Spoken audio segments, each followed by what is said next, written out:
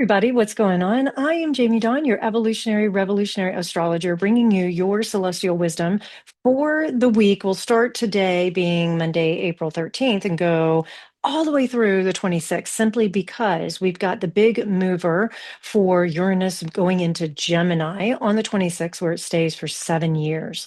And yeah, this is big. We haven't had this particular energy in the last 49 years because it takes that long for Uranus to go through all the signs. So I want to talk about that, especially because we've got the Saturn Neptune energy in Aries. So there's going to be sextiles going on between Gemini, I'm sorry, Uranus and Saturn and Neptune. And then there's also going to be a trine going on with Pluto when Uranus goes into Gemini. So these are going to be some interesting things that we're going to navigate over the next several months and even years to come. But before we jump into all that, because we also have a juicy new moon in Aries, a very passionate, driven one, that happens on Thursday night into Friday morning. And we've got Mercury finally leaving Pisces and moving into Aries, also happening at that new moon. So there's some big movement, energetics that are happening. And speaking of energetics, part of the reason I haven't done a video in a little while is because I've been serving in my role as staff director for Nine Gates Mystery School.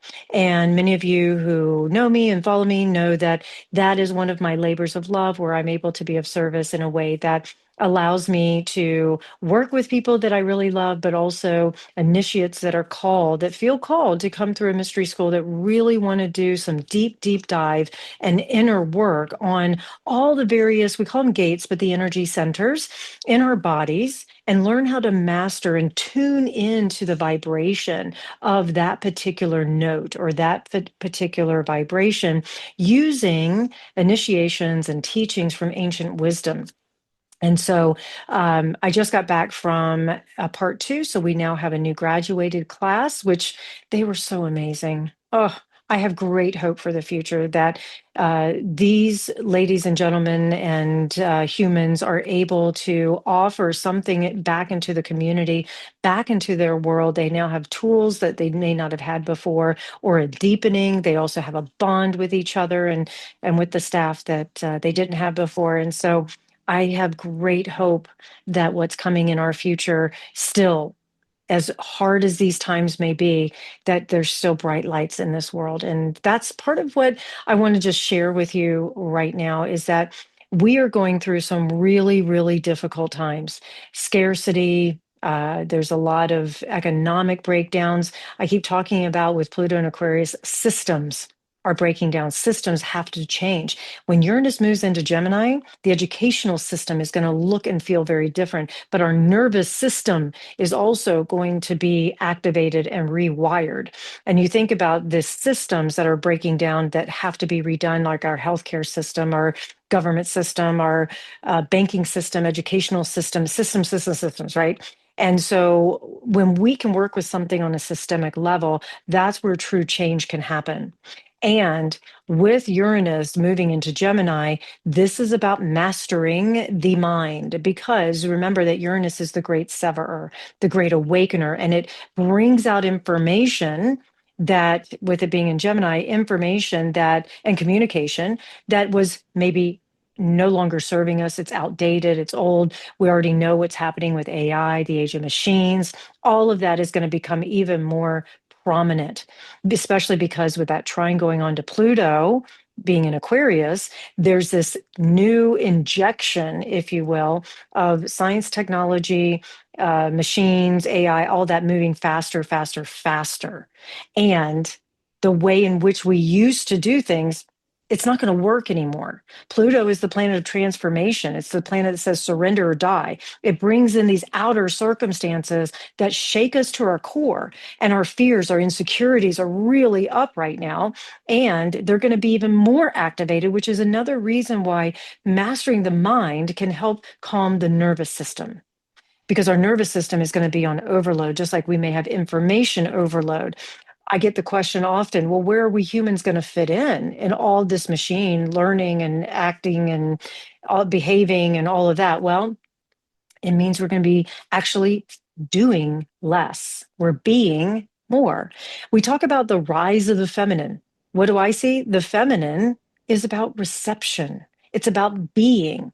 We're coming back to our true nature where we can actually just be for a while. Now, granted, I'm going to talk about the new moon in Aries. And so the sun and moon are going to be canoodling. And we've got Mercury moving into Aries, which will be canoodling with Neptune and then Saturn. And it'll make this sextile soon to Uranus when Uranus moves into Gemini. But we've also got the sextile of Pluto with Aries here. And so what a sextile is, yes, it's a considered a quote unquote easy aspect, but the sextile is where we divide the wheel by six, right? It's a 60 degrees. And so here we are, we've got this sort of easier energy. There's not a lot of obstacle, but there is a challenge there, but it's a challenge in a good way. You think about problem solving. So many of us love to solve problems or puzzles or it's like I want a good challenge so that I can stretch my mind a little bit or I can stretch my muscles or I can, see what kind of where are my limits at, right? And so a sextile gives us a good problem that we get to solve, and we feel good about ourselves once we've gone through it, right? So the obstacle or the challenge doesn't feel hard, but there is a challenge or something that we have to roll up our sleeves and work towards. Well, with this energy of Aquarius and Aries, then we're working, maybe there's something we're really passionate about communicating with Mercury and Aries. And with this new moon, we've got intentions of really being passionate about something, driving something forward. What is it that energizes us? The sun loves being in Aries, by the way. It does move into Taurus on Sunday. So that's another move, but we'll just touch briefly on that. But really, this new moon, if you're looking at it, it is a fire new moon, setting intentions that maybe you sit by a fire and write them down, or maybe there's something in your life that needs to be transformed, and you think it from an Aquarian nature. Is there somewhere that doesn't feel like it's beneficial to others? Does it feel imbalanced or unequal? Because Aquarius loves to make sure that everything is equal for everybody, right? There's also a feeling of frustration that may come in with this sextile because there's a problem or a challenge to solve, and it's going to require us to take action. That's what this Aries energy is about, taking the action, but being prudent about it. Saturn wants to buffer some of the overexertion or aggression that Aries energy can bring. And then you've got also Mercury in Aries sitting next to Neptune. There could be some truths, there could be some things that are brought to the light. I'm just telling you, in the next few weeks, months, that were hidden, that were secretive, that we'll say the bigger picture was trying to keep the majority from understanding or knowing, and that's going to get exposed. I keep talking about the alien reveal. I truly believe that's happening in the next year. I believe that the next 10 years, we will not recognize where we are as human beings right now. I believe that these next few months are going to continue to bring up fears and insecurities so that we can create the change that allows us to get back to our roots, that allows us to get back to our humanness. We can't do it if we don't see the issue with it. And that's part of what this AI age of machines, all of that is doing. It's asking us to partner with something that may feel foreign to us, but it's also driving us to say, at my core, as a human being, what do I need in order to be the best version of myself? It's going to send us back to really looking at gardening, if you will, from if you're not already, but being in that space of like, okay, how much food do I actually need? And can I grow it in my own yard or my own balcony or my pots or whatever, you know? So that's just a small example. But when we think about it, I believe that we're not going to have a lot of the, I'll say, consumerism, capitalism that we have been accustomed to, because really it's not okay that there's so much starvation, there's so much pain and suffering in the world, and there's things that we can do differently, and we're not. So that's part of what's coming, is this change in all of those realms. So, as I mentioned with Uranus in Gemini for the next 7 years, yes, it is all about mastering the mind. And we're going to find too, our intuition is going to be triggered at an all-time high. How do you tune into your intuition? You have to have quiet. The noise, yes, you get confirmations with your intuition through, let's say, a song that gets played or a sign that you see while you're walking or driving or whatever, or a conversation that's had. But the true listening comes from quiet. I spent the majority of my day, if I wasn't in session, where I am quiet. I'm not talking, I'm not listening to music, I don't have anything going, and I'm just sitting. I'm not absorbing information. You watch too, there's going to be a lot more dark retreats and digital detoxes that are going to be happening. There's going to be a real need to focus more than ever. So, how do we do it? What is it that needs to shift in order for us to stay out of information overload or overthinking and really creating a problem with our nervous system? I'll say this too. I believe that the reptilian brain that we've been programmed with is being restructured and reprogrammed so that we get out of the survival mode and we move into thriving. And what does thriving look like? It's not about money. It's not about what you acquire. It's about experiences. It's about the little things. It's about family. It's about community.